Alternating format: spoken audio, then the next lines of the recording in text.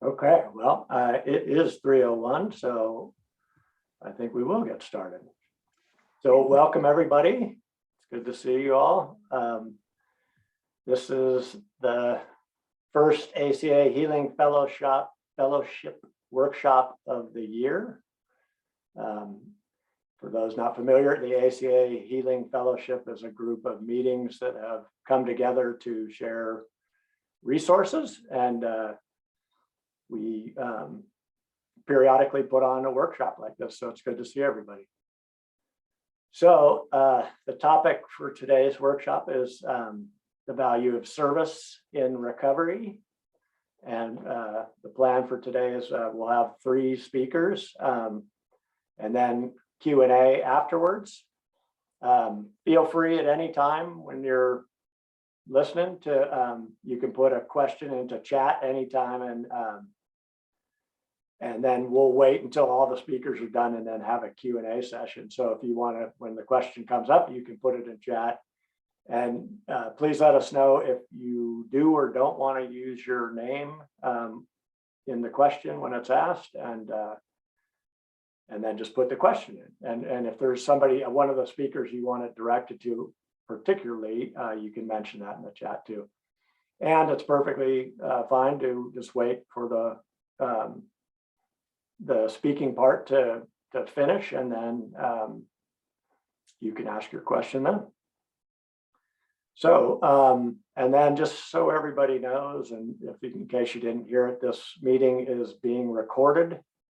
So, and then it will be posted on, I think, the Santa Barbara web page, and the link is actually in the chat right now. And so you can go in there and you'll be able to, find this workshop or the previous ones we've done, which one was on sponsorship, and I'm suddenly blanking on what the first one was, but the steps, yeah, that's a good place to start. So to get started, I just want to invite you all to settle in, and we'll just do some deep breathing for a couple minutes. And I just want, the invitation here is just to let go of anything that might prevent you from being present here for the next couple hours, and just to get grounded. And then we'll go into the serenity prayer. And if you want to unmute and join me, you're welcome to do so. So just a couple minutes of deep breathing.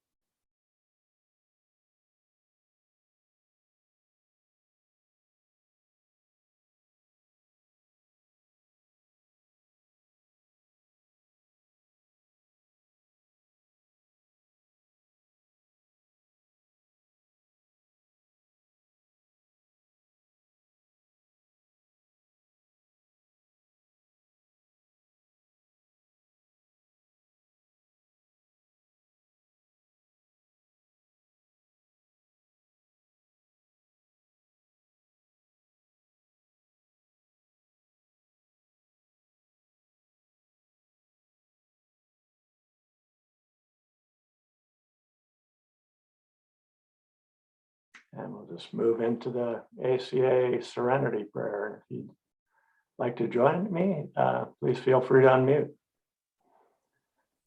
God, grant me the serenity, accept the people I cannot change, courage to change the one I can, and the wisdom to know that one is me. Great. And then if you can remember to remute, that would be great. Okay, to get into this, I've asked Jessica to do some readings for us throughout the workshop here. So I will pass it over to Jessica to do the first reading.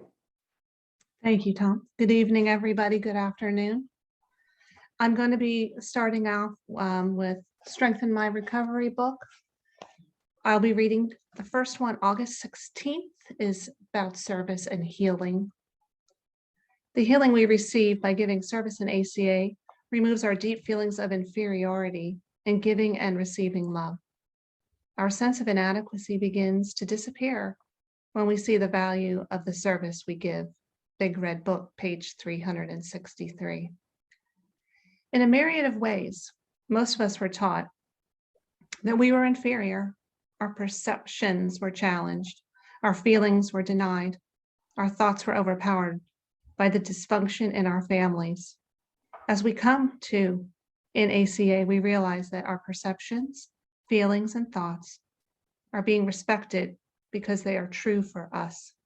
Through regular attendance at meetings, we slowly develop the knowledge that we are not inferior and begin sharing and working the steps with a fellow traveler. At some point, we notice that others chip in to make this miracle possible by doing service to keep the meeting strong. This is where part of the magic of recovery happens. In one instant, we are lost, and in the next, we become able to help by doing service work ourselves for the group. Seeing new members attend their first meetings, and then seeing them as they begin to come to, brings us joy and makes any level of service we can give an act of love that reflects our love of our true selves. On this day, I will read my first days in ACA and the comfort I've found. As I am ready and able to do so, I will continue the tradition of freely giving service to help ensure that what I have received is available to others. Thanks, Jessica. Okay, so I'm actually the first speaker, so I'll just introduce myself a little bit and how I came to ACA, and then share some thoughts on service. So I have been in ACA now for about 14 months, and I came to ACA through a pretty acute hitting of rock bottom. I had split up from my wife in 2020, and actually in 2019 we separated, and then knew we were going to split up permanently in early January. And then COVID hit, and that year, as I think most experienced, it was a different year at best, and it was, for me, it was very stressful. I knew I was going to have to move out because that's how the settlement was going, and so I was losing the house. I was looking for a place to live, which was very stressful during COVID. I ended up moving in November, and somewhere in August, in the early summertime, I started having a lot of nerve pain and sensations in my body that I was misinterpreting and thinking they were just sort of normal physical mechanical issues. And as a true ACAer, I was ignoring them. I wasn't telling anybody what was going on with me, and slowly sort of isolating at the same time. Eventually, like I said, I moved in August. I lost my house and moved into an apartment, which was a threat my mom used to use with me back in the day. If we weren't behaving, or if I wasn't doing my work, or not supporting her, or not being quiet, or whatever it was, it was, her thing was, quite literally, we're going to lose the house and we're gonna have to move to an apartment, and so that's what I did. That, it turns out, got really triggered when I did that, and I started having a lot of money anxiety as well. In the meantime, my nerve pain was starting to spread into places that were inexplicable by the mechanical issues, and that started to panic me more. Eventually, I ended up basically in head to toe pain in the emergency room on October 20th, and that's more or less when I consider me hitting rock bottom. that next day I had to let go of everything. I had to go, I went on leave from work and I let go of everything. I just couldn't do what I was doing anymore. It wasn't working. It was unmanageable. And I was trying to control things that I couldn't control, and it was impossible. And so that was rock bottom. So that's me hurting. And when it comes to service and sort of the solution and everything, the hurting to healing and helping is always really jumped out every time I hear it read at every meeting. And so, that was the start of it all. I was going to 8 ACA related meetings a week early on in November. It's kind of all I could do besides journal. I couldn't do much else because of the nerve pain and where I was. And quickly I found that this was, kind of a home and a family for me, and it was safe. And that's really the safe part of it, was what I had been looking for as a kid. And that was what was in my guts. And, that's what was my fear of, all coming up as the money anxiety was all about just safety. And so I really dove into ACA, and it's been really healing and healthy for me. So about a year ago in January 2021, while I was going to all these meetings, the men's meetings started from the ACA Healing Fellowship. And I decided I would volunteer to be the secretary for that meeting. It might have seemed early for some people, or I don't know, but for me, it felt like the right thing to do. I was so appreciative, and particularly of the ACA Healing Fellowship and some of the other meetings and who ran those meetings for me, that I wanted to help provide that safety for others as well. And that for me was healing for me to help like that. So I felt like I was getting engaged, and I was, connected to this, and that was helping with my ACA healing. So, it wasn't that as clear then, but it's something I wanted to do. So I started doing that. And then,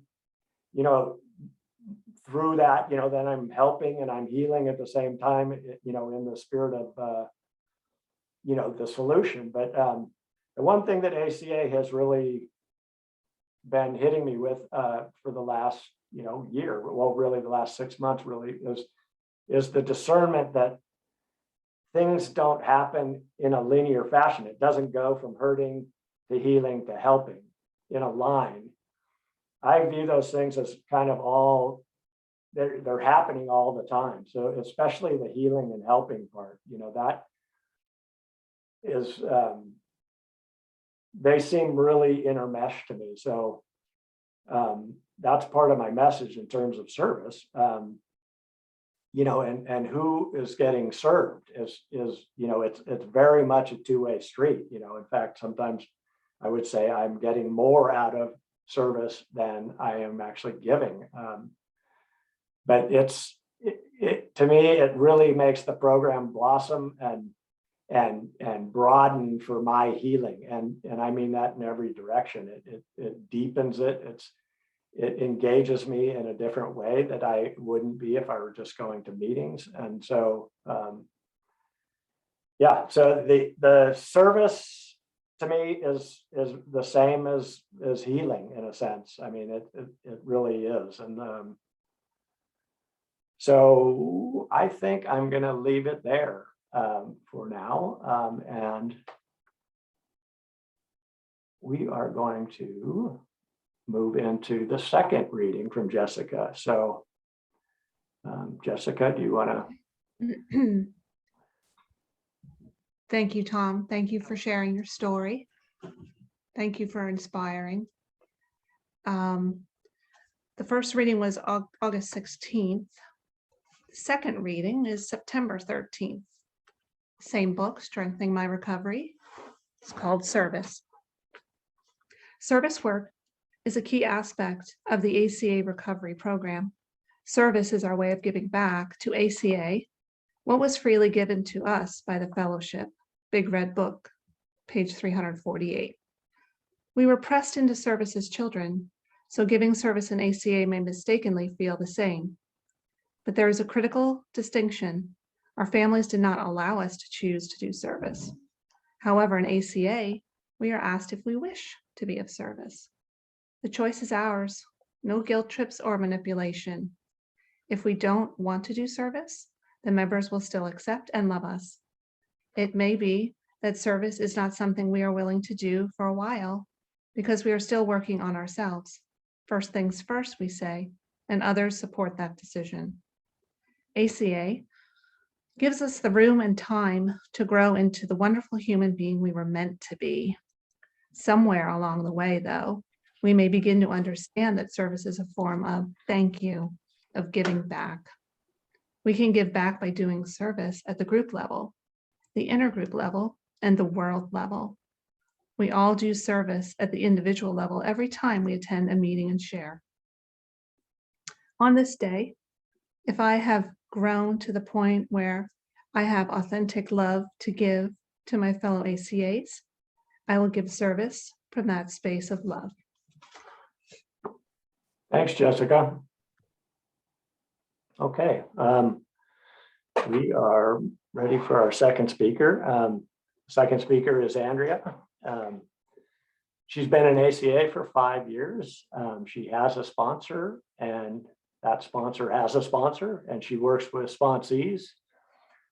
She is happy, joyous, free by the grace of God. And I will turn it over to Andrea.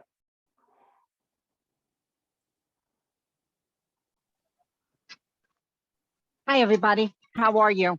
My name is Andrea. I'm a child of God and grateful adult child of an alcoholic. And so when you asked me to speak, I'm sorry, I'm going to stop moving in a second. You had told me 5:45, so that's what I planned on in life, but that's okay. Things change. So here we go. So when you asked me to speak, I said absolutely, because service is an essential part of my recovery. Service has saved my life on more than one occasion. So I'm going to tell you, I have 15 minutes. Let me check the time. And I'm going to tell you 2 times, especially service has saved my life. So the first time, first of all, we can't say we're in a 12-step program if we don't do service. Service, right? Trying to carry the message is our 12-step. So if we think we're in a 12-step program, but we're not doing service, well, we're only doing 11 steps at best. Usually people stop around 8 or 9, but we need to go all the way, right? If we're going to do 12 steps, we have to do that 12 step. And so service is that 12 step. And the amazing thing in service is, and in the 12 step carrying the message, right? I just try to carry the message. And with service, the same thing. I just have to be willing to try. And it's the way I give back to God. I got better so I could help somebody else get better. And it's really that simple. I didn't get better just to keep it selfishly. I got better to help somebody else. And so last year, it was January 6th. I know the exact date. So it was January 6th, and I was freaking out. I was going into a self spiral. And I was thinking about there's this priest that I know, and he's a pretty hardcore, like really traditional hardcore priest. And he had posted something on Facebook. I'm not even on Facebook anymore. After that, I was like, I'm done. And he had posted something on Facebook about how like the vaccine, that it changes your RNA, and that basically you'll become like a demon from hell. And that might sound nuts to people, but to me, I don't know. I've seen a lot in life. It's pretty plausible. So I was like, oh my God, oh my God, oh my God. And I started freaking out. And I was like, oh my God. And I was supposed to get a new job last year. And I was like, what if they make me take this vaccine? Oh my goodness, oh my goodness. And thank God I have enough recovering in me that I know that the minute I'm in a what if spiral, that I'm under spiritual attack and I need to ask God for help immediately. And the way I always ask God for help is I'll say, dear God, what can I do for you right now? Not, dear God, help me. That's selfish. Dear God, what can I do for you? So I was under that what if spiral. And I said, oh, dear God, what can I do for you right now? And as clear as day, I got in my mind a vision of the day before when I was chairing a meeting and somebody showed up drunk and I had to, it was a Zoom meeting. There were hundreds of people on the meeting and I had to shut them down. And I tried to do it in a nice way, respectful of them, but I had to shut them down. They were babbling and drunk and slurring their words. And, I had to shut them down. So when I said, dear God, who can I help for you? I got the vision of that person. And I got the inspiration to call somebody else who was on that meeting and say, how did I do? Did I do that okay? Did I shut him down, but do it respectfully? So I said, okay, God. And I right away reached out to that person who, God inspired me to reach out to. And I said, hi, Jerry, I wanted to talk to you about yesterday. Do you have a second? And she said, no, I don't. But I'm on a meeting and please, if you want, join me. And I joined her and it was like the clouds opened up for me. There was the speaker. I'm in another fellowship. I'm also in AA. And there's a speaker, Russell Spatz. And if you Google him, and 75 best AA speakers or whatever, he'll come up. And there he was, Russell. And I was in this spiral and it came my turn to speak. And I was like, just freaking out. And he just shut me right down. Andrea. And he just gave me some words of wisdom. And he just broke that spell and got me right out of it. And the most amazing thing that happened was, I am a Christian. I'm an unapologetic Christian. I love Jesus Christ. I know this is 12-step and everybody can believe what they believe. And this is what I believe. And I love Jesus. And when I was invited to that meeting, I didn't know it, but the name of the meeting was Jesus is my higher power. And I found Russell and I was propelled, I was rocketed into this 40th dimension of existence that I never knew existed. There are all these 12-step programs that are Christian-based. One is Jesus is my higher power. There's Alive Again. There's all these ministries that I never knew about. I only thought there was secular 12-step programs. And now I'm in this new universe and on Zoom and all over the world with people that love the way I love and worship the way I worship. And it's just amazing. And how did I get there? I got there because I followed this program. Because when I was in distress and when I was under spiritual attack, I right away looked to God. Who can I serve? Who can I help for you? That's service. And I right away looked to service. And I right away got, not only did I get relief, I got heaven on earth. It's amazing. Every time I look to God and ask him who I can help, it's always propelled into another dimension of time and of space. Another time I can think of, but service saved my life. I was, so this is my 5th year in recovery. And this month, it's my 5th year ACA anniversary. And in March, by the grace of God, it'll be my 5th year AA anniversary. And 5 years ago, I was in a bad way. My daughter hadn't talked to me for 1.5 years. She was my only child. I had just had a hysterectomy and my only child wasn't talking to me. My second marriage was destroyed. I was being paid full salary, $140,000 a year to stay home. I had been diagnosed with 3 aneurysms in my brain, probably a few more things that I can't remember. And I was really, really low. And I came into recovery. And in March, I got sober. And in May, I went to Belize. It was supposed to be Memorial Day weekend.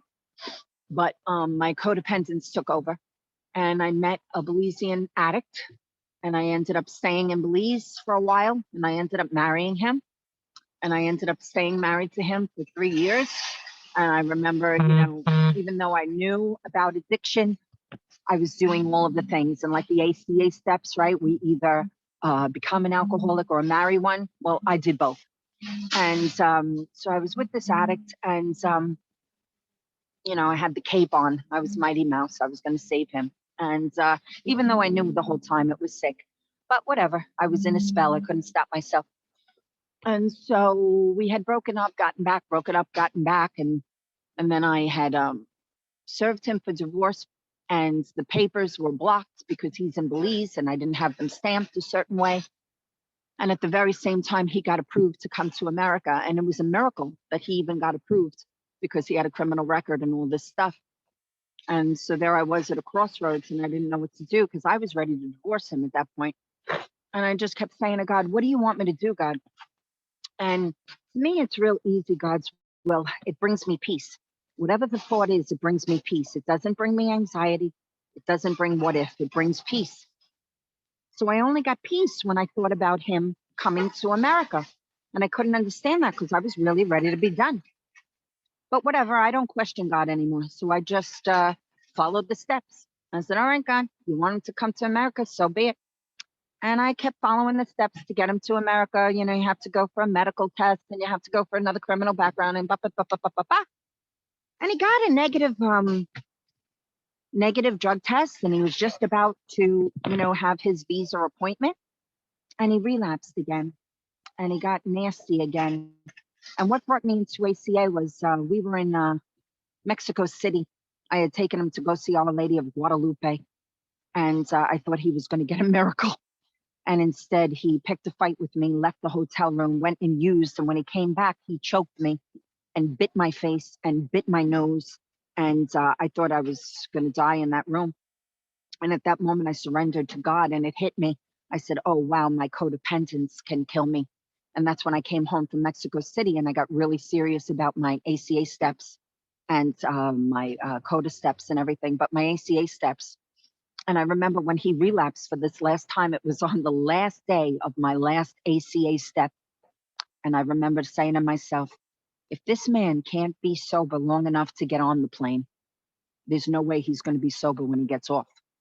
And I refiled the divorce papers. I filed them on St. Jude, the day of the Saint of the Impossible. And I got my divorce on December 1st, the first day of Advent that year. And I remember I got the divorce, and I was in my bathroom, and I'm looking, washing my face. And I remember saying, dear God, why did I go around the mulberry bush again with him? You know, I was ready to leave him. Why did we have to go around the mulberry bush one more time with him? Because it was like more wasted money, you know, another 500 wasted for those tests and everything. And then I caught myself right away because I you know, I used to question God in my other life, but now that I serve God, I realize God is my superior. God doesn't answer to me. I answer to God. So right away I caught myself and I said, oh, never mind. I'm sorry, God, please forgive me. It's none of my business. Whatever it was, you know, sorry. And I washed my face. And at that moment, I got flooded with such revelation about if you wouldn't have gone one more time with your husband, you wouldn't have gone to Father Lawrence crying. Father Lawrence wouldn't have invited you to the Sisters of Life. And I said, oh, wow. Because through that day that I was crying and I was so upset that he relapsed again. I got invited to this ministry with these nuns called the Sisters of Life. And they do a ministry where they do healing for women that have had abortions. And I had an abortion, 2 abortions, and I have gotten such healing. And there has been such healing that has come from interacting with these sisters. There was this lie that was being told to me for 2 years that I was going to get some job, and it was all a lie. And it came out because of the Sisters of Life. My mother last weekend went to a healing with the Sisters of Life. Yeah, I get it. Thank you. And it has been so amazing, the healings that have come through my life through the Sisters of Life. And it's all because I was doing service, because I didn't want my ex-husband to come to America anymore. But if God did, well, then I was going to do it. that I was going to make the way for him to come to America. So, there's something in recovery that I've learned, I don't know what's happening in my life, but God does. And that's good enough for me. And in my previous life, I always had to know, I always thought I was doing. The only thing I was doing was getting myself sick. And now I don't have to be a human doing anymore. I can just be a human being. I can leave the heavy lifting and the thinking to God, and I just can keep taking direction and doing what God wants me to do. And therefore I'm happy, joyous, and free. And that's what I have. So thank you for listening. Thanks, Andrea. Okay. Just a quick reminder about the seventh tradition. We're part of the ACA Healing Fellowship, a group of men, as I said earlier, a group of meetings banded together to share Zoom and other resources. As such, for our seventh tradition, which states every ACA group should be self-supporting and declining outside contributions, we request people make their donation to the ACA Healing PayPal link. You just go to PayPal and then use ACA Healing @gmail.com to donate. And that just got popped into the chat. So that's about the seventh tradition. So I was going to have a break here, but I think we'll wait a little bit here. Jessica, will you read your third reading? Thank you. Thank you, Andrea. My third reading this evening is Strengthening My Recovery, October 14th service.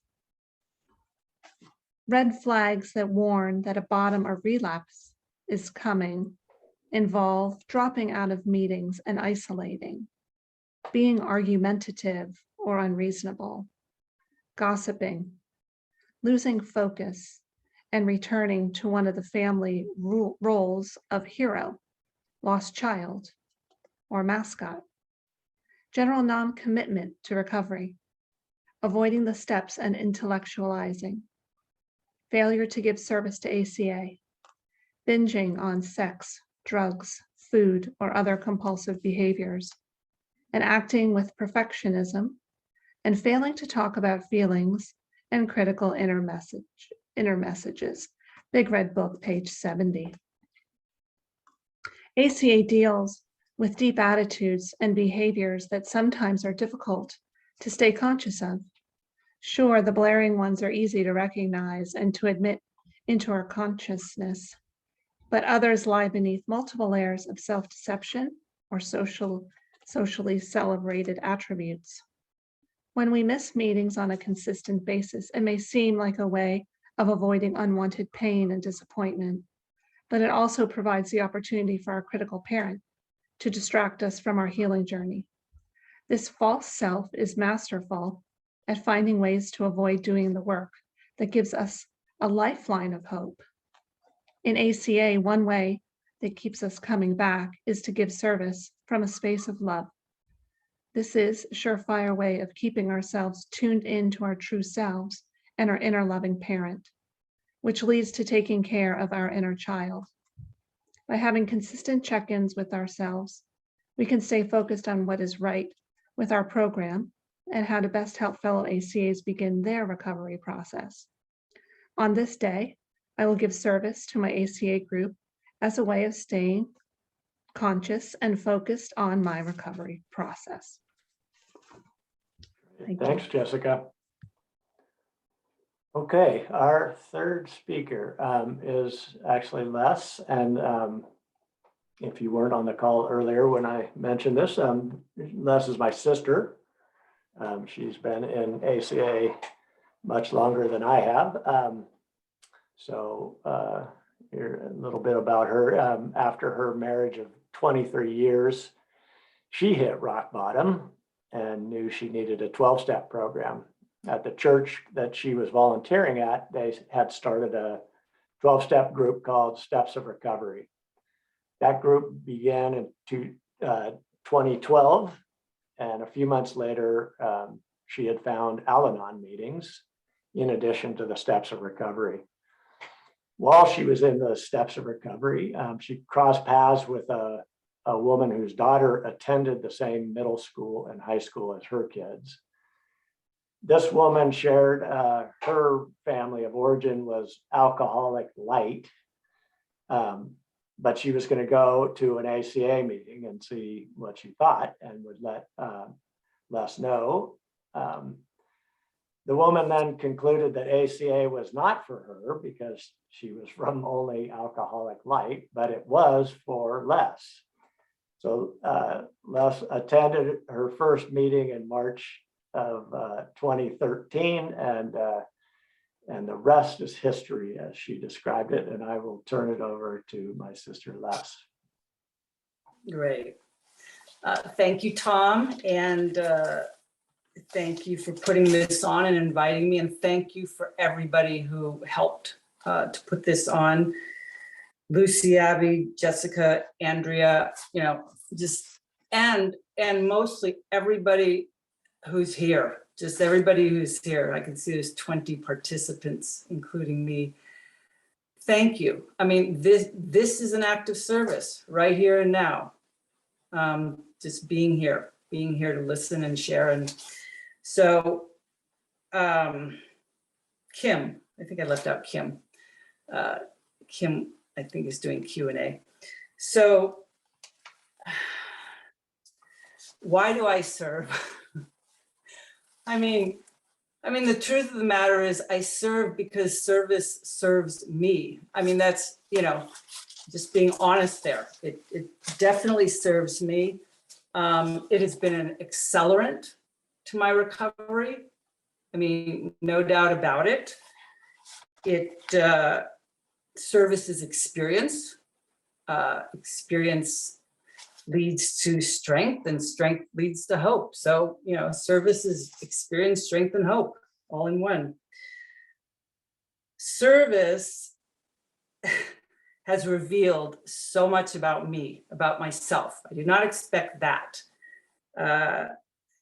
It's fast-tracked my own self-awareness through service. I could see myself much clearer. Some of my core issues have definitely come out. Control, all or nothing thinking, perfectionism, shame, fear of being trapped. It was like a huge one. And fear of not being able to fulfill the commitment. Just this huge blockages for me. Service gets me out of myself, which is like a huge deal. I'm sure others have heard this, but getting up and into my mind is like a bad neighborhood, and I should not be in there by myself. When I reach out to others, my own pain diminishes. I learned that one early on, just in talking with people, just realizing this is really helping me. So service stretches me, expands me. I grow through service because I'm kind of on that edge of challenge where, it's a little bit scary at times, but it's right at the edge of challenge and growth. When I give service, I am not drained, depleted. I actually, the more I give, the more I get. I mean, there's just no doubt about it. That's the way it works. Giving it away allows us to keep it. So I think, as has been said, and I think it's from the Big Red Book, we decide our own best way to give back what we were given unconditionally. There are no shoulds or obligations, no requirements. I remember when I was going to embark on a service position, I was quite nervous about, and I call her a wise woman. She said something that's well known, but she told me, she said, God doesn't call the qualified. God qualifies those who are called. That made me feel so much better because I knew I was definitely not qualified. But I always remember it. So I'm just going to talk about a few of my experiences with service, which started at my first meeting, the 2nd of March, 2013. And basically, showing up. I got to read from the big red book, it was a book meeting. I introduced myself during the meeting when asked if there were any newcomers. So I introduced myself and listening, just being there to listen to other people, because this is not a solitary program. This is a program where I share and I hear other people share. And then I know I'm not alone because I can relate and they can relate. So, so I was, when I started, I was kind of, a maniac, sort of going to every possible meeting I could find. And there was a women's meeting, a Friday evening women's meeting. And I liked that meeting a lot. It was small and I tend to like small meetings. And so I was there, and I noticed there was one woman who seemed to be carrying the whole meeting. I mean, she was there every week and she seemed to be doing everything. At one point, she said, it's time for someone else to be secretary. And I said, well, I'd love to, but I've only been in this program for 3 months. And I feel like I've read it somewhere, you need 6 months. And she's like, oh, no problem. You can here it is. Here's the, the script and this and that, and it's, you'll start next month. And so I was afraid. I was thinking, how am I gonna, when I'm done with this, I'm gonna be stuck with this. The meeting's so small and she's doing everything, and how am I gonna, I'm looking for the exit already. So I realized, okay, that's one of my deals. It's I get scared that I'm trapped. So I started in, and this woman, this fellow traveler, bless her heart, the first couple of times I was, being the secretary, she corrected me, she interrupted me while I was, doing my thing. And I remember, so after the second meeting, I gently said, I've got this, it's fine. But what has always stuck with me is that I know in my life, I've been that person. I've been that person micromanaging somebody else who didn't need me to micromanage them, but I was doing it. And it was such an important lesson to me because I got to experience how that felt. And that changed me, that little thing. That thing. So in that meeting also, there was a woman a fellow traveler, and she wanted to sort of, work the steps together. And, she thought I had so much recovery, which I didn't, but it's yeah, okay, let's do this. So we did that. I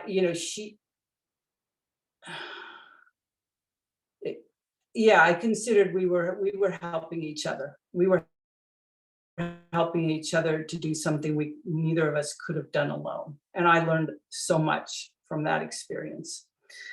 So there was another meeting. This is that meeting, another meeting on Sunday nights that I attended. It's a really, really good meeting. It was a larger meeting, 15, 20 people, which to me is large. And never, generally there was a few people that would come every week, and then the rest were sort of rotating, members. And in that meeting, I remember, okay, the secretary, they definitely rotated the secretary, and I didn't know about that one, and if I wanted to do that one again.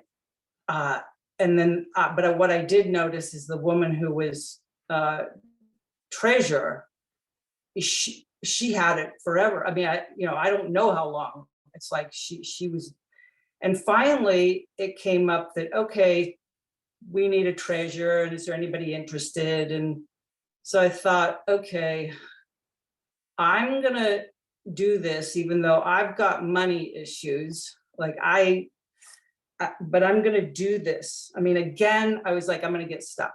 Like, that's my first thing. How am I gonna get out of it? Because nobody's gonna take it. Nobody's gonna take it from me. So I'll be stuck. That's my first thing.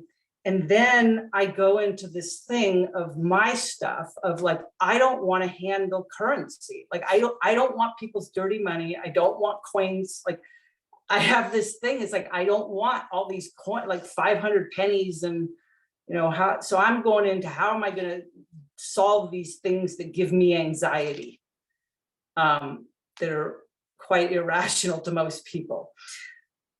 And then I was panicking because this meeting, even though it got a lot of people, it was always on the edge of financial ruin, like, we're going down, like, we can't pay the rent.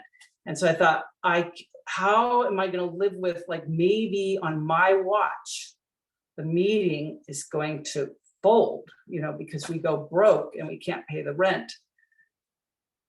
And then, I don't know, sort of codependent sort of me says, oh, well, I'll just fill in the gap. If that happens, then I'll do seventh tradition. And so we'll never go under on my watch, because I'll just fill the gap. And it didn't happen. I didn't need to do that. We were on the edge. The woman at the church was difficult to deal with. I didn't anticipate that I would have to be vetted by the church in order to have this position of paying the rent, but it was that way. And so that was a really interesting, and I also had to tolerate,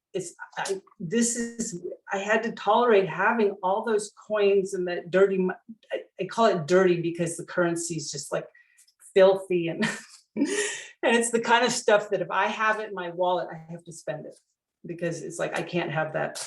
So I lived with that, and I eventually, someone else volunteered to take the position, and then she kind of flaked out, and the church called me, and I said, I had to have good boundaries and say, I'm no longer in that position. You'll have to, I can't help you.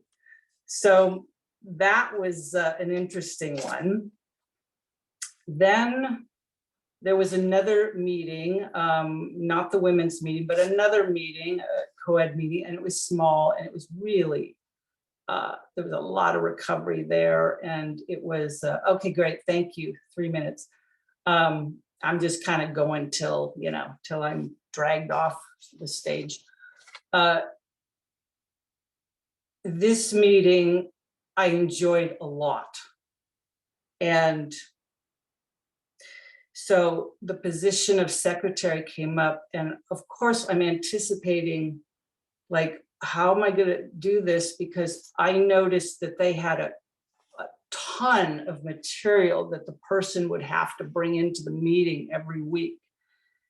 And so, it's a chip meeting and all this stuff. I'm thinking, this stuff weighs a ton. And I'm thinking, so I've got back issues. So I'm going into the reasons why I can't do this, because I would have to lift all that stuff in every week. And how is that going to happen?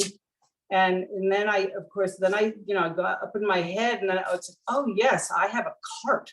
I can do that. So now, now I can volunteer this, because I have a solution to the worry about my back issues, and how am I going to do that? And I might have to ask for help, and I don't want to do that. And so, so I solved that one.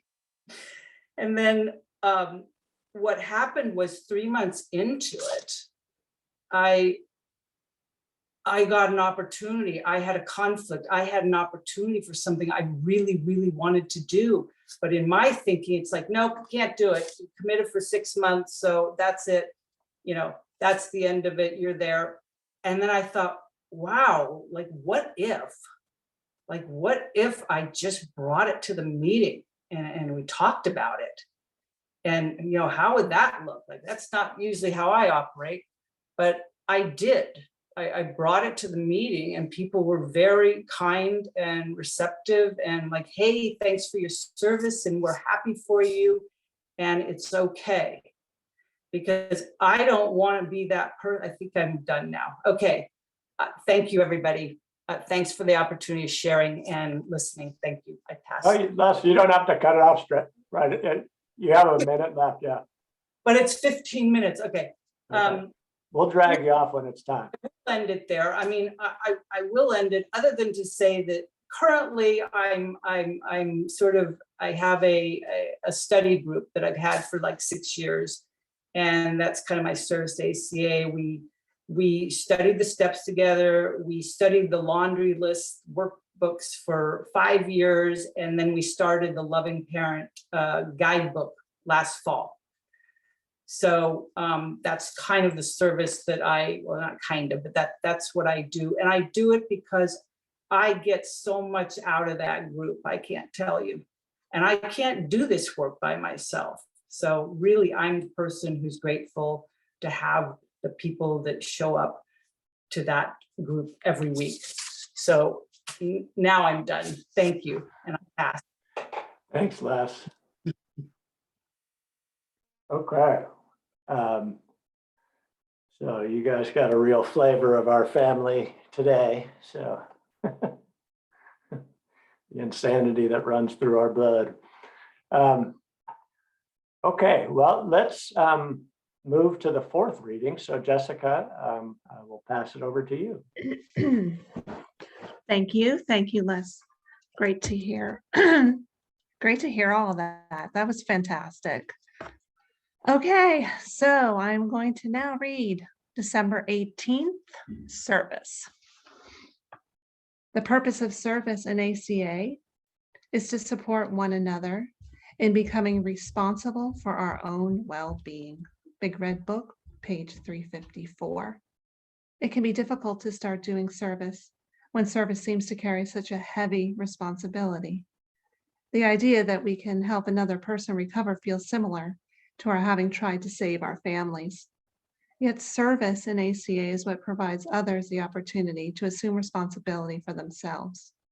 Opening the meeting, being the secretary, keeping the books, and picking up chairs after the meeting are all things that keep a meeting open and provide the means for ourselves and others to recover.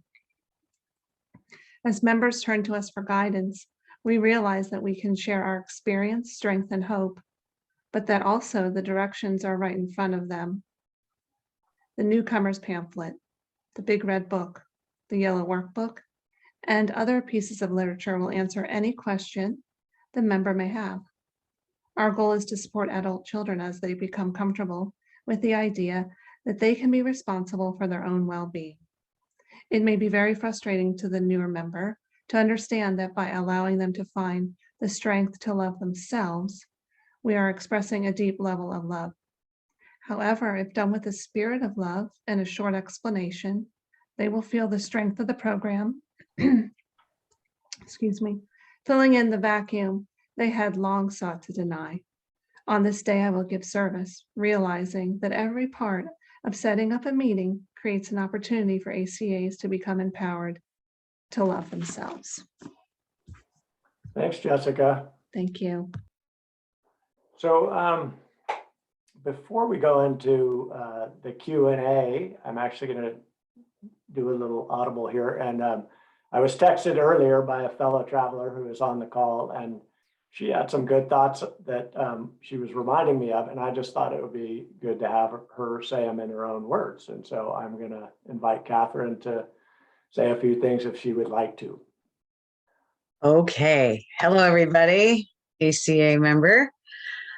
Yeah, so I do the phone list, and we have, this is on service, and of course, sponsorship, fellow travelership, both offering your services and looking for a sponsor and a natural traveler, or sorry, I forgot the name now, fellow traveler, is part of the program. So I just want to invite people to, if you wanted to add your name as a fellow traveler or a sponsor and give service that way, you can email acahealing@gmail.com, and I will put you on that list. We are always, and I know with me, I get questions, who's a sponsor, and we do have people that are busy. So we're always welcome for more people that feel that they're ready to do that. And so I just want to invite you to do that. If you want to, again, email acahealing@gmail.com. And if you're looking for a sponsor, we will be happy to send you that list that does have some sponsors on it. So, as well as fellow travelers. So just wanted to put that out there as part of the service workshop. There you go. Cool. Thanks, Catherine. And just to be clear, if you're not on the list, you can email that same email address and give your contact info. And if you're willing to be a sponsor and a fellow traveler, or you can let that email address know, and you'll be you'll be added. The boxes will be checked of whatever you want, and then you'll be sent the phone list for all the meetings that are in the ACA Healing Fellowship, which are currently 4 right now. So in the summer, or whenever it gets warmer and lighter, there's a 5th one that's in person. So now we will move into Q&A, and I will pass it over to Kim to handle that. And like I said, you can put questions in chat, or I'll let Kim decide if she wants virtual hands raised or a actual hand through the Zoom raised, or what would work for her. I'm thinking since we're small enough, either one. If you raise your hands, we know what order you raise them in. If nobody's raising their hand, then you can just raise your hand in the window. Do we have a time limit of how long we're going to do this for, or are we still going to take it all the way till? Yeah, well, I mean, we'll end when we end, and Okay. We can just go for about 15 minutes or something and see how that goes. And if there's lively conversation, we'll carry on. Great. So who has a question for one of our panel speakers, or maybe all 3?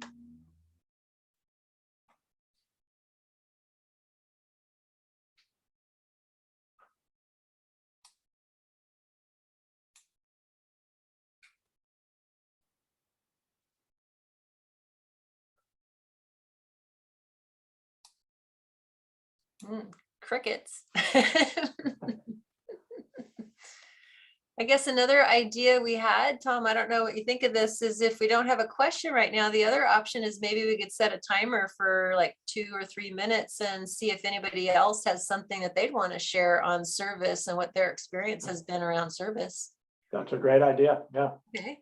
So for our timing, let's do 2 minutes. Let them know when they get to the 2-minute point. And then when the 3 minutes is up, oh, Lucy, you got your hand up. You got a question or want to share? I wanted to share. Excellent. So 3 minutes. Let's do 3 minutes for shares of other service things. Does that sound okay for everybody? Yep, I'm timing myself. Yes. Hi, I'm Lucy. I'm an adult child. I am a member of the Healing Fellowship. And thank you, everyone. And this topic is really important to me. I've been involved in service ever since I got into recovery 13 and a half years ago. And, it was commitment terrified me. In fact, it was about 6 months before I would commit to any service. And then I wanted to commit to everything, and then needed to just find some balance and moderation, which were things that I am learning in recovery. And, having service gets me to meetings, my mind, my inner critic can find so many excuses or things to keep me away from recovery. And the opposite, isolation is a big part of this disease. And the opposite to that is recovery and connection.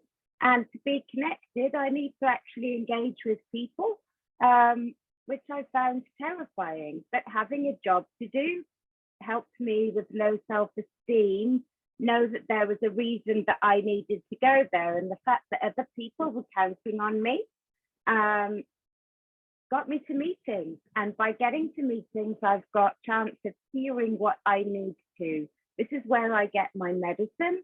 And, in AA, which is where I come from originally, the big book says I can't think my way into right acting, but I can act my way into right thinking. And action is the key for me to recovery. And the fact is, the first word of the first step is we.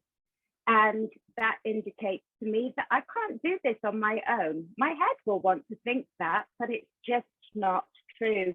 And so I have to show up no matter what, no matter how I feel. It's important to acknowledge those feelings, but I know for me, feeling fear and walking through it is what I learned to do in recovery, and not be kept in that self-imposed prison and very, very small life and world because of fear. And the benefits are incredible. I've started meetings, which I would never have believed. I led meetings to begin with. I got involved, doing washing up, putting chairs away, and because I found the idea of talking to people so uncomfortable. So if I had a job to do, that helped ease my anxiety. And, I've taken different service positions over the years and asked people to help me and learn. And I've been supported and guided. And so giving back is really important. Helping others is really important. And, this fellowship meetings can't operate, if people don't actually participate in their recovery and be of service. A lot of people doing a little amount of the work is healthy. Having it fall on one person or a couple of people's shoulders is kind of, my experience is that's not, it's not a team and it's not a group. And it's really lovely, allowing people to get to know me a little better, having, learning lessons through interactions with people, because my perception of things can be squiffy. My time has gone off, so I will finish on the fact that I highly encourage people to get involved. And I know for me, it really grows my recovery. Thank you. Thanks, Lucy. Thank you. So who else might have a question for one of our panel members? Anybody got a service question? Allison, I see your hand up. Your turn. Yes, I put a question in the chat. That one I addressed to everyone was for, you'll see, Okay. any of the speakers. Please give an example of filling a service position or providing another sort of service and how that benefited your recovery. Who would like to answer that one? Well, I'll start anyway. Thanks. I mean, the easy one for me is taking over the men's meeting as the secretary, and the way it helped my recovery, I mean, is it kept me engaged in a different way. And actually Les said it well, it accelerated, it expanded, my healing and also my understanding of ACA. So it got me more into the book, into the big red book, into places that I hadn't necessarily been before. It also helped me understand the the structure of ACA, even, you know, the ACA Healing Fellowship. I started going to business meetings because I was the secretary, which got me involved in different things. I mean, that's how I came to be doing this. And quite honestly, you know, it feels good to serve, and it, you know, it feels good to be part of the fabric of what is helping people. And so, like I said, when I came in to some of the first ACA Healing Fellowship meetings, and maybe I won't do this, but I was going to say the person that was the secretary created such a good, safe environment that I want to do that too. And I want to be part of the, you know, in sports, I would say the game is what matters. The players just come and go, but the game is what matters. And in this thing, it's the fellowship, it's the, you know, the program that matters. And we come through it and we go from hurting to healing to helping, and the continuum goes on. And this is all because everybody serves. And that's the beauty of it. Like, I want to be part of that. That feels like it's, in this crazy world, this is one of the places that feels like it's doing the right thing. And so that's where I want to put my energy. So that's my response. Thank you, Tom. So Andrea or Les, if either of you wanted to respond, you could. And then we'll go to Gary next after you guys have a chance if you'd like to respond.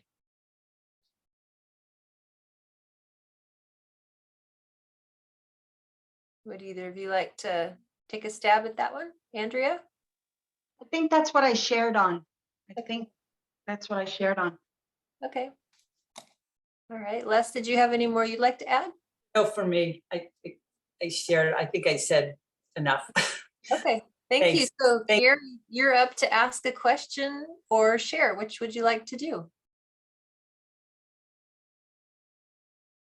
You're on mute. Okay.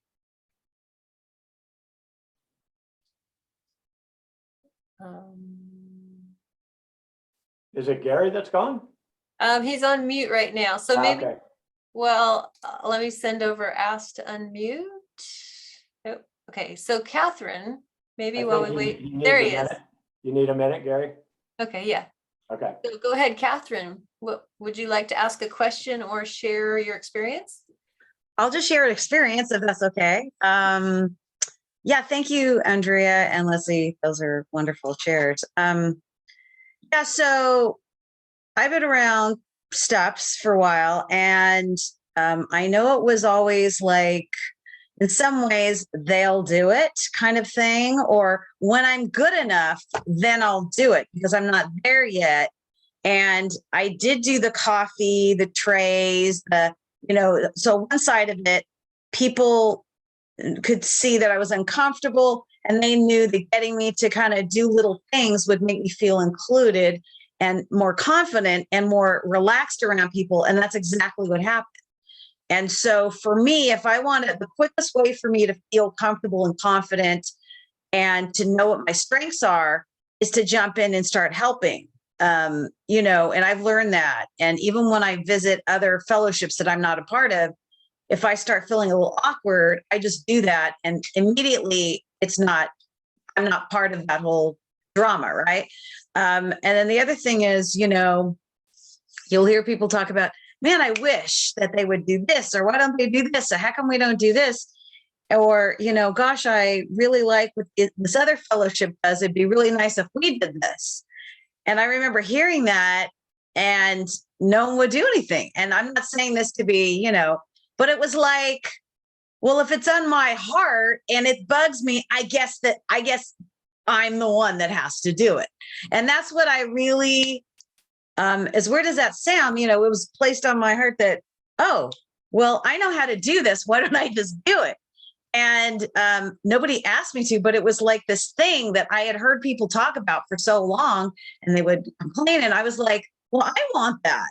And so, I just feel like that's such a good lesson in life. It's like, I'm not just going to sit on the sidelines and whine or complain about something. I am going to do something about it, and hopefully do in a healthy way. But what's good about program is I get to practice what's a healthy way for me? And I'm not going to know that until I do it, which means I got to give myself some grace to kind of bump my head and, make a mess of things sometimes or whatever.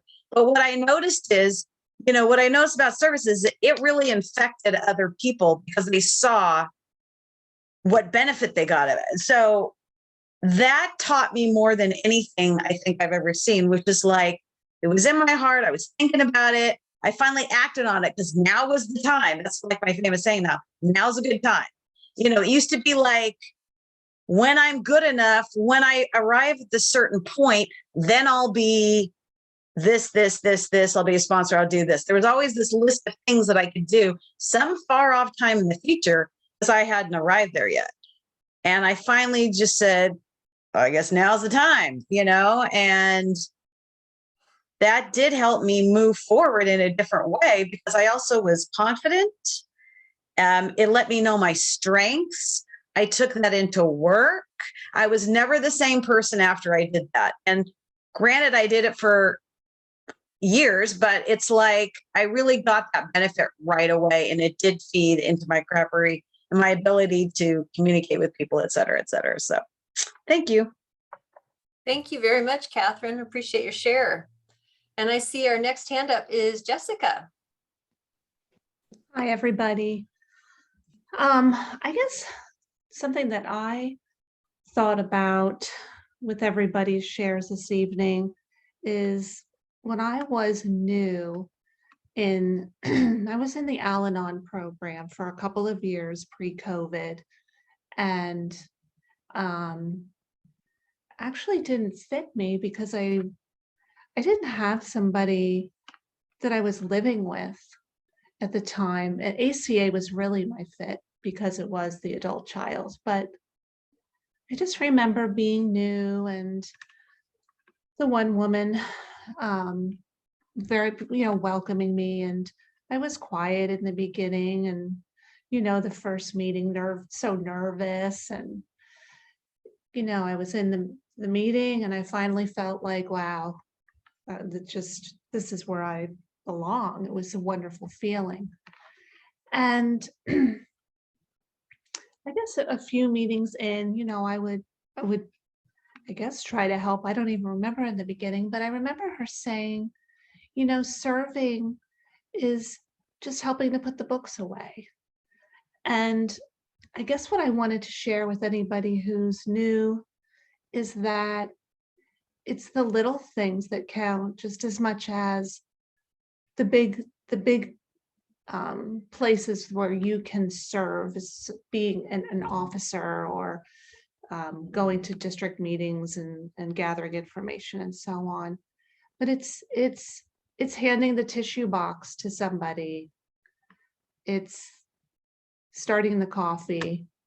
It's really welcoming people. I think service can come down to a more minute, personal level that serves us to give and helps others. So I guess I wanted to share that because I thank you. Wow, that was fast. I never realized those little things were serving, and was enlightened to learn that they really did make a difference. So thank you so much. Thank you, Jessica. All right, next we've got Andrea. I'm going to do an example of service right now because I'm sitting here and I'm being compelled to share a story. And believe me, I don't want to share this story, but here we go. So I was at last year, as if COVID was enough, I had a 56-year-old brother who overdosed. And then that was April. And then in June, I have a 56-year-old cousin, and he was very healthy. He looked like he was shaped like Superman. And he was an Olympic swimmer, and he was a mountain climber. And he got diagnosed with liver cancer and died in 3 weeks. And needless to say, it was tragic. And so he didn't you know, he wasn't religious, whatever. So he wanted just, you know, like a celebration of life. So there we are at my cousin's house at this celebration of life. And my whole family is active. They're drinkers, heavy drinkers. Maybe they're not alcoholic, but they're heavy drinkers. And so there they are, heavy drinking. Now, meanwhile, my cousin passed away from liver cancer. But no, there's no problem with his drinking. And there I am. And my cousin who died, so he's got a son, and that son had a girlfriend, and that girl was a very heavy drinker. And I don't know, they got into some topic about freedom of choice, you know, pro-choice with abortion. And she's a little bit drunk, you could tell. And she says to my aunt, who was my cousin who died's mother, "Oh yeah, if I got pregnant, I would abort it right away." And my aunt, you know, who's got to be really cool. She's like 85, but she looks great, and she's got to be really cool all the time. And she says, "Oh yeah, I believe in a woman's, you know, right to choice and da da da da da." And I'm standing there, and I'm saying to myself, did this girl just tell my aunt, whose son just died, that if she got pregnant with whom would be her grandchild, that she would abort this child? And did my aunt just like agree with this? And I'm sitting there and I'm going, come on, pray and pray and pray. And I'm in AA and I'm praying, you know, dear God, the sick man's prayer. And I'm praying, dear God, this is a very sick person. Please show me how I may be useful. Save me from being angry. Thy will be done. And right away I get, do the dishes. I said, all right, God. And I did the dishes. And by the time I was done doing the dishes, thank God that celebration of life was over and I got to get out of there. So service saves my life all the time.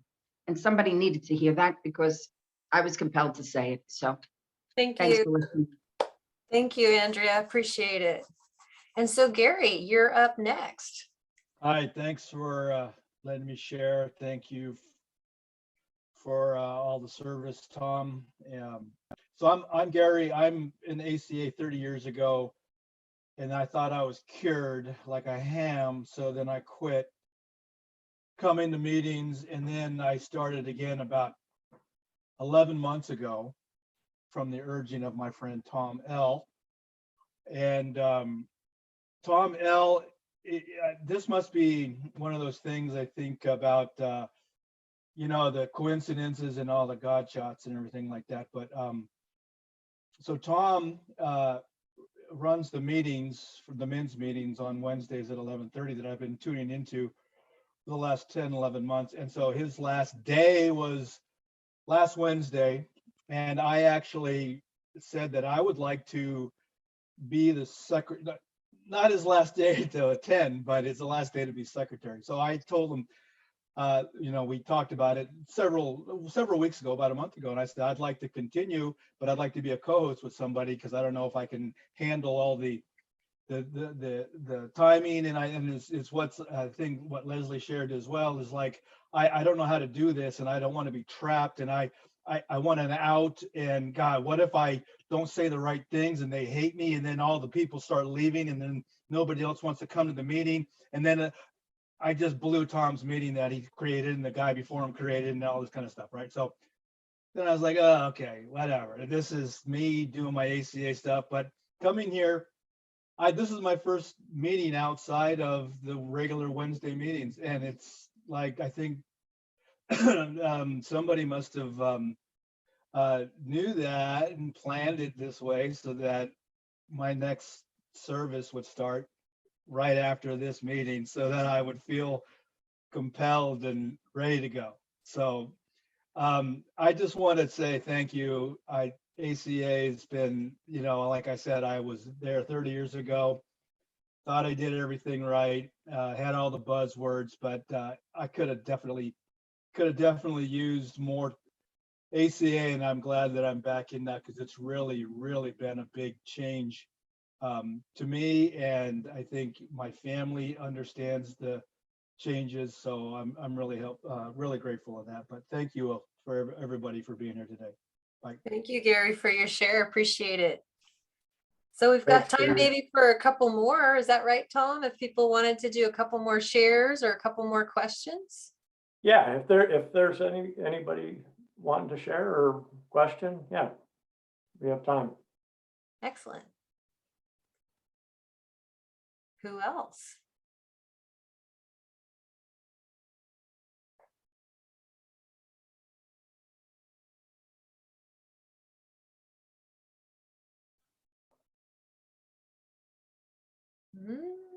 I'm not hearing anything. Okay, well, then that might be the higher powers letting us know it's ready to wrap up. So so before we get to the complete wrap up, I just want to see if there's any ACA announcements that anybody would like to share with everybody.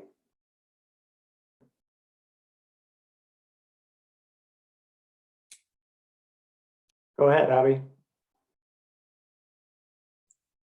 Hi, I'm Abby, ACA, and I can announce that the ACA Healing Fellowship has some service positions open.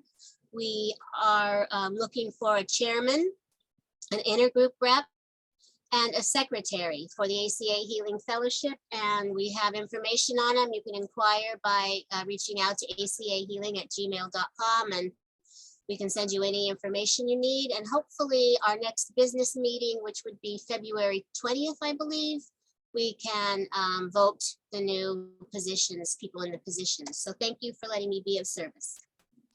Great, thanks, Abby. Just to clarify, the positions were the chairman and then the secretary of the business meeting. What was the third one? And the intergroup rep, the IG Okay, rep that's right. for all of our groups. Gotcha. Okay, yeah, thanks, Abby. Any other ACA related announcements? Did you guys get a Sunday secretary? Or is that one open? I see a thumbs up. It's an open position. Is that right? Yes, it's open.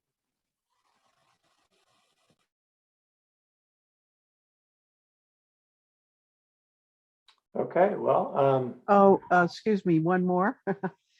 For the women's meeting on Wednesday evening Pacific Coast time, we're looking for a secretary for that meeting and also a recording secretary strictly for the business meetings associated with that women's meeting on Wednesday night.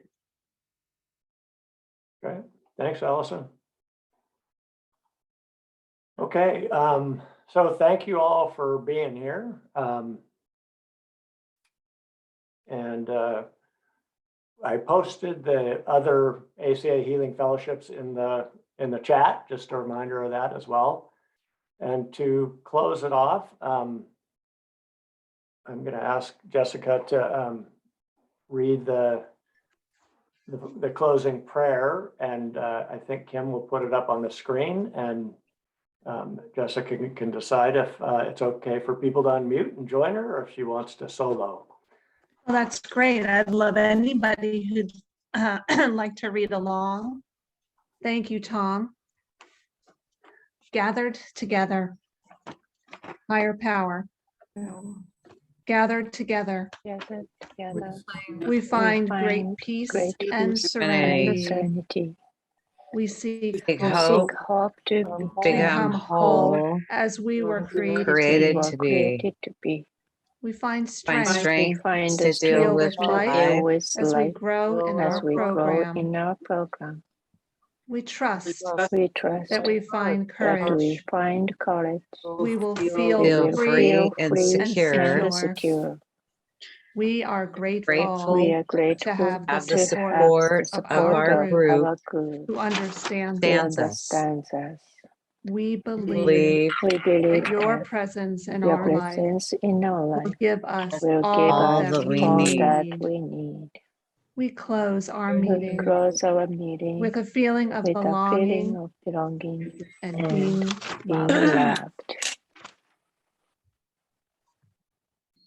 Okay, well, thank you all, and have a wonderful rest of the weekend.